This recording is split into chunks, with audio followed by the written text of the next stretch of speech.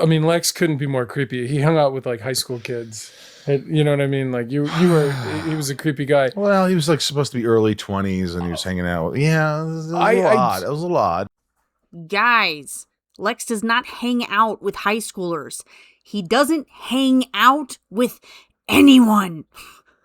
Hanging out is something you do with people who enjoy your company for its own sake. You don't need a reason to be together. You just like each other and like being together. There is nobody in the early seasons, there is nobody who sees Lex like that at all. He has no friends at all. He's got no friends from his childhood, no friends from boarding school, no old college buddies, no business comrades.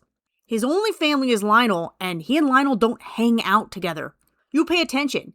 Lex always needs some kind of a reason or an excuse to be interacting with other people because he just takes for granted that no one wants him around for his own sake. And he's right. The only person that I actually think does want him around for his own sake is his father, but there's too much undealt with trauma for them to be vulnerable with each other, and hanging out requires at least the vulnerability of admitting affection, which Lionel isn't equal to yet. Nobody invites Lex anywhere. He doesn't go to dinner. He doesn't go shoot hoops. Nothing. He takes corporate paperwork to the Talon and works on it at the Talon, waiting to see somebody he knows that he can say hi to. And then he goes home to rattle around in a big empty mansion and shoot pool by himself. I think he starts trying to reach out to Clark because he feels connected to Clark. Honestly, even more than liking Clark, I think that Lex feels connected to him because of the accident. And because of that, he starts connecting with Clark's friends. But I don't know where people are getting this idea that he's being creepy. Like, he recognizes, it's very obvious, I think, in the way the series progresses, that he recognizes he's older than they are, and he takes like a mentor type role, like a big brother role. And frankly, a pretty effective one too, I might add. He gives pretty good advice and assistance to at least Clark and Lana. And remember, we find out as the series progresses that the death of his baby brother, Julian, absolutely wrecked him.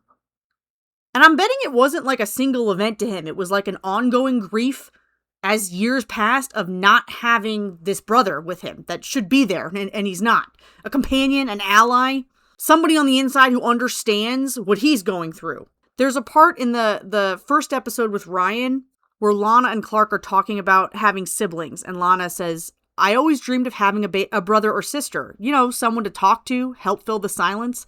And Clark says, someone you could totally trust and would always be there for you. That's what Lex needs. And I think that's what Lex is missing as an ongoing grief throughout the series, is that Julian's gone. Julian was supposed to be that. And yeah, I know he makes comments at some point about how, well, his father would have turned them against each other anyways. But you know what I think? That's like a sour grapes way of coping with the pain. He knows it wouldn't necessarily end that way. He's telling himself that just to help him cope with the fact that he's missing this person in his life that should be there. So yeah, I think he very easily slips into and happily slips into the role of like cool older brother for Clark and his friends. So no, he's not creepy, just tragic. Everybody is such a freaking jerk to him.